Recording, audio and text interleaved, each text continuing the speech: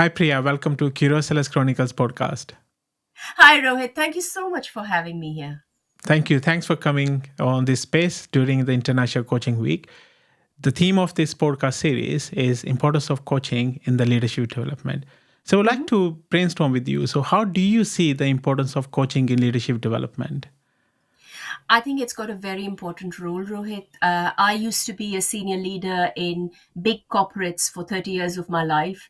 And in the beginning, I had a lot of training. I had mentors. I had people who were buddies, but I never did have a coach for a long time. And when I did get a coach, I found it really different. What the coach did was helped me find answers within myself, which I think is a really important thing, and Indeed. stretched me, helped me understand myself a lot better. So I think coaching is a crucial part of leadership and leadership development. And my advice, quite obviously, to everybody would be: if you don't have one, have a go at it. It's really important you have a good rapport with your coach, but give it a try because I believe it's really important. Hmm. Yeah. Now you've been on the both sides of Yeah. taking coaching and now giving coaching. What do you think the critical skills are or qualities do you believe are there in a coach working with senior leaders and how important they are? So I think there are qualities that a coach needs working with anyone, whether they're senior leaders or not. So things like really being curious and caring for what the other person is saying, really actually being able to listen, um, being present, and really understanding what the other person is saying. All those are really important skills for a coach, irrespective. I do think I personally feel that there is training that's really essential in this space. I mean, I have been trained a long time in companies to be a leader as a coach, but then I also got training externally where I learned to be a coach, independent coach, an executive coach. And one of the other things I believe, especially with senior leaders, that's a really important characteristic is self assurance.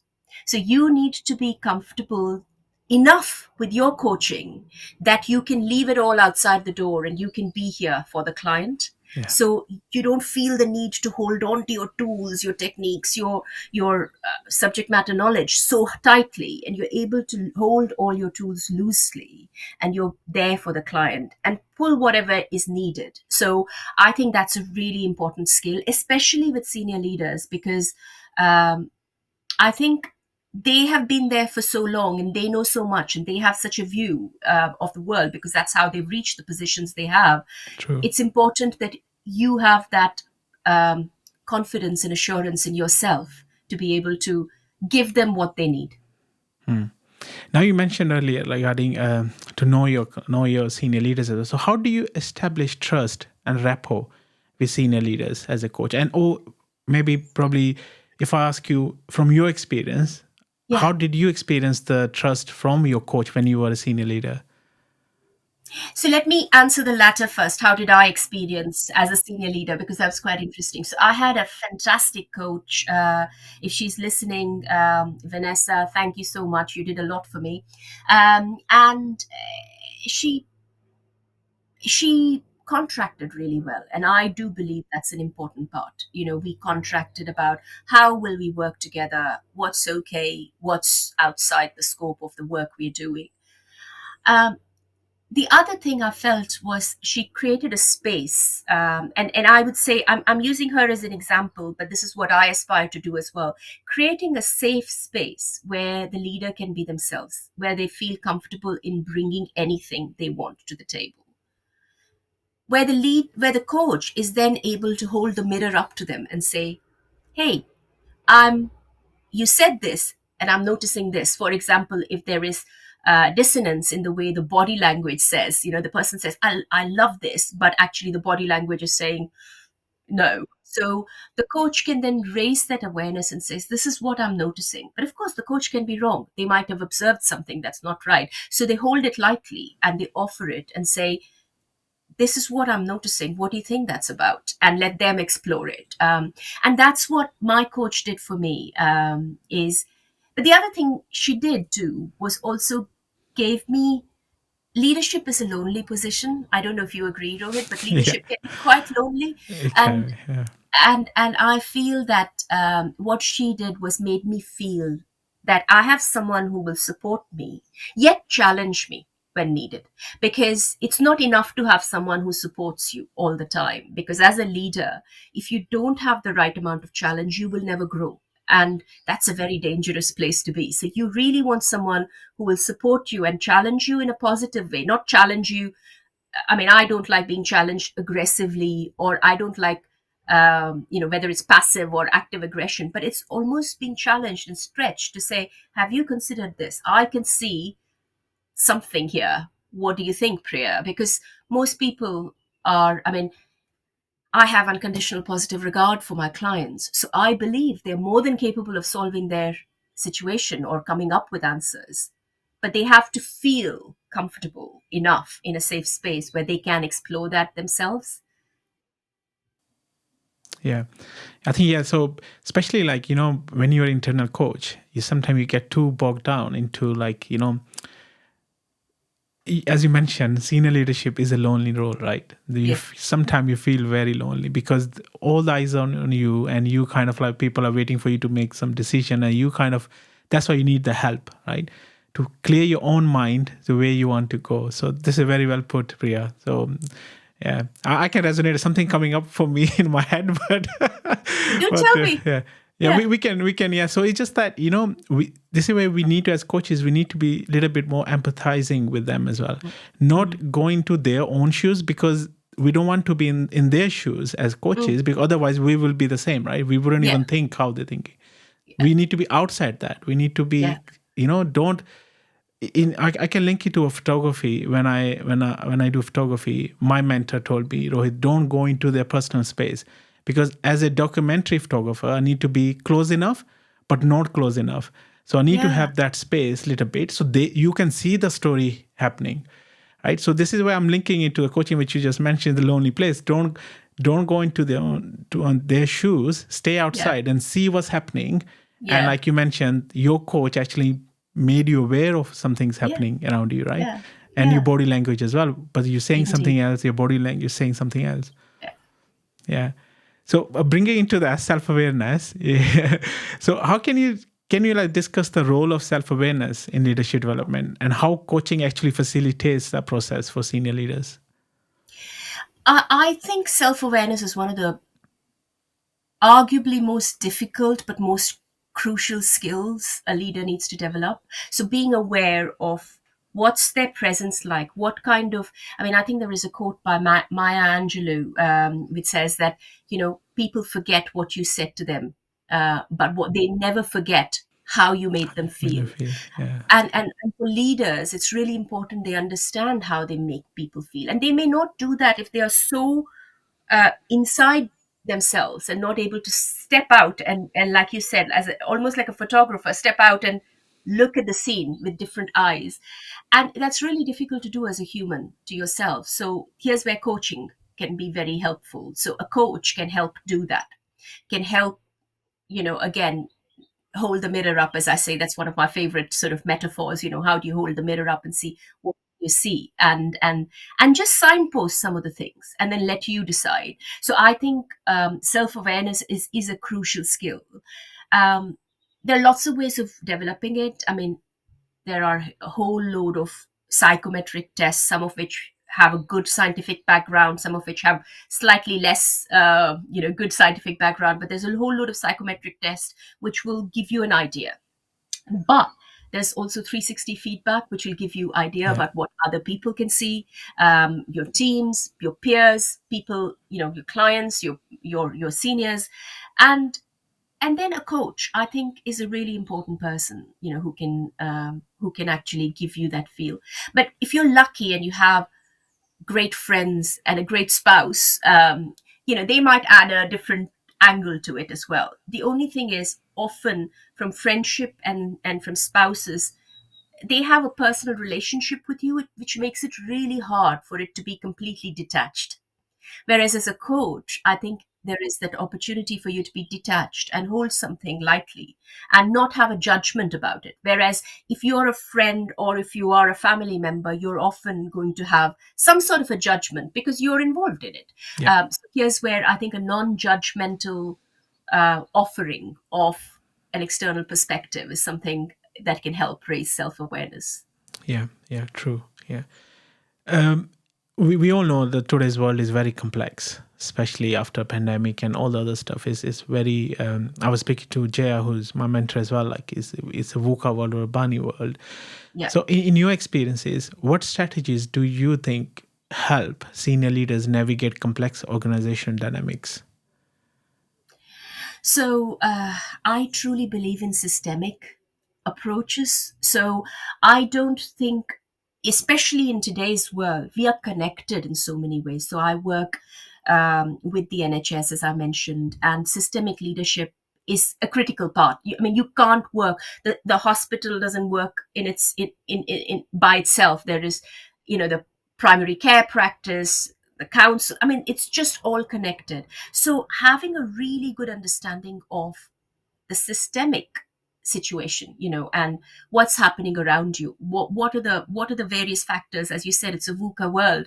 How do you draw connections? How do you understand those connections? How do you optimize those connections? I think it's really important. The other thing I believe very strongly is, and again, it's up to the leader, so I would never force this on anybody, but again, holding the mirror, especially in the beginning when we are contracting, is to say, how deep do you want to go? And as leaders, we have an impact which is bigger than the impact just on ourselves and our family, or even our team. We could have an impact on the world. If you think of some of the big political leaders, for example, they have a big impact on the world. It could be positive, it may not be positive, but it's almost being aware of what is your choice. What do you want to do? Do you want to be aware of that? What would, and in the contracting, what would you like our role to be? Would me as a coach, would you like me to share some aspects, or stretch your thinking to make you think more widely about it? So contracting upfront, I believe, on systemic coaching and on impact on the world is really important. The other thing I believe is also, as a leader, spending enough time to have some space in your head. I mean, how many leaders have you seen, Rohit, who've been jumping from one meeting to another, running from Yeah. operational meeting to a strategic meeting to Yeah. an agile stand up? It's just nonstop. Yeah. How do you make the time? You have not been appointed to be running from meeting to meeting. You have been appointed to make a difference. Yeah. And how do you give yourself the time to think about these things? So, time management, I would say, more than time management, energy management. How do you manage your energy in order to make sure that certain things you're applying the most energy to? So my PhD research is on flow being the optimal experience where you're so absorbed that nothing else matters. And I believe truly, as leaders, we should have flow experiences in our day-to-day life.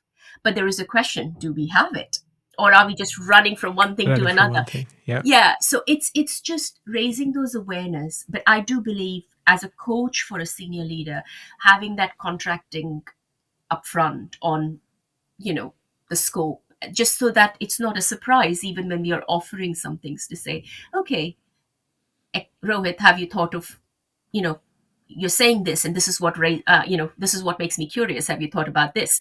Things like that. So I think that'll be quite important. Yeah. Now, thanks very much, Priya. This wonderful. It gets me thinking more into, like, the relationship you have with your coach is very important, because you'll be working through your own Mm, challenges with them, right? So mm, before we end on this short bite, I just want you to understand, in your experience, how does this transparency and psychological safety within your relationship as a coach or as a senior leader with your coach actually help you to get mm. more out of your relationship with the coach?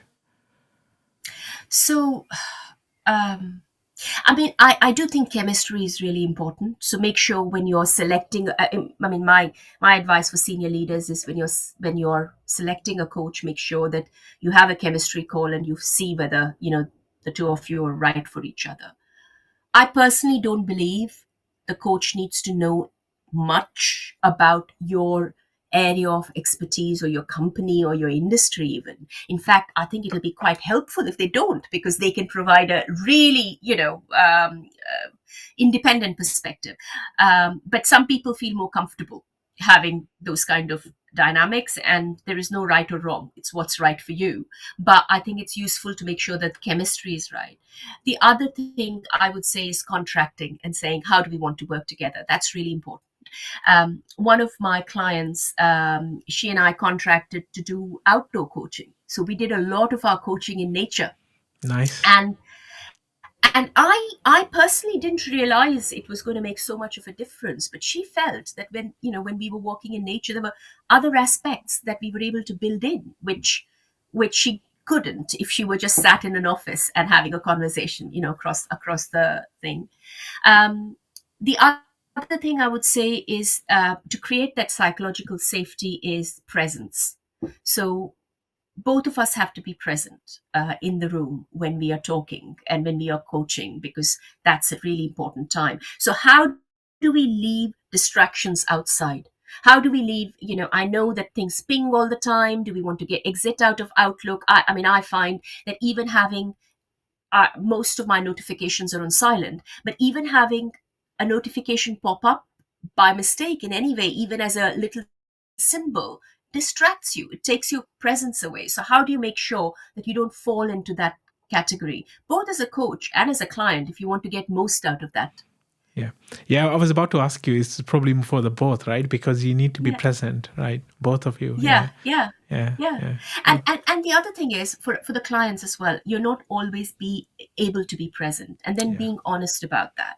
And True. for the coach not to make that feel horrible, but to say, okay, so what do? We have a choice. We can rearrange, or we carry on, or we know that we're going to have a break. How do we want to work together? So again, recontracting in that space is really important. The one thing I do find helpful for myself, I don't know, Rohit, if you are, but I started working on this only over COVID, and it's now a big part of my life, is mindfulness. Yes. So Yeah. I'm doing a lot of work on myself to try and see how can I be more mindful. Now, I don't mean it needs to necessarily be meditation or something sort of very, very, feeling very distracted from the real world. But mindfulness can be very, very practical. It can be just breathing exercises. Yeah. It can be Yeah. just sort of, Yeah. body scanning, or it Yeah. can be even adult drawing or painting or whatever. It's just how do you train your mind to focus and be Yes. present. Yeah. And I would say, I work with a senior leader who meditates every morning for 20 minutes, every morning, and he's been doing this for ages. And something that people always comment about him is that how good he is at connecting dots and really quickly understanding connections between things. And he feels that this is because of that meditation, because Yeah. he's able to train his Train his mind mind. Yeah. to be present. And so I would say that, train your mind to be present, both as a coach and as a client, and that would really help. Brilliant. Yeah. This is brilliant. And Priya, I mean, there are loads to take into this, and hopefully listeners are listening to this and can take loads of tools and tips you actually provided in a short bite as well. I'm actually quite looking forward to our full episode sometime soon, so we can talk more, we can go more deeper into this. I'd love to do Yeah. that, Rohit. Yeah. Thank you so Yeah. much for inviting me again. No, thank you very much, Priya. Thanks for your time, of your busy time, busy schedule, and have a good weekend. Take care, everyone. Stay safe and keep watching our next episode. Thank you. Bye for now. Bye bye.